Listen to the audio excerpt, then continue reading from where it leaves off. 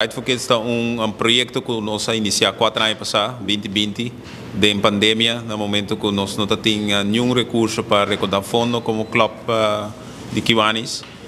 Nós começamos com 3 corredores de TMP e com projeto que cresce nós também temos mais de 100 corredores caminhando para recaudar fundo. A ideia está que nós está riba nos bairros ativamente.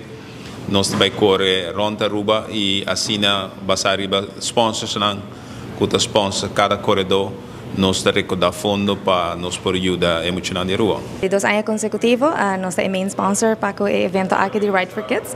May ano aqui especial Garden Group celebrando siya 20 anos, então maneira po sa tursa nos lema ta going the extra mile.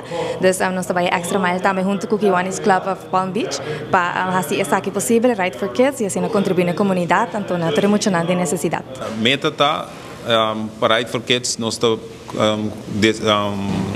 designar fundo na aqui para ajudar muito na pagar no schoolgeld, família não com nota tem posição para pagar full schoolgeld, nós está ajuda não e primeiro ano que nós acessar que nós ajuda mais que 100, aí passar mais que 150 e aí que nós meta tá para nós surpassar 200 muita assim na 200 família que não tem dolor de cabeça ou dolor de cabeça menos. Pode ajudar de 2 maneiras, proativo e ativo, no sentido que você subir para baixo que nós dia 18, você paga uma contribuição e também é bonita uniforme que está para trás de mim, você ajuda, dus a oficina você ajuda ativamente e proativamente e se você pensa não tem condição para correr baixo, se me ajuda toch como sponsor, você pode acessar aqui também.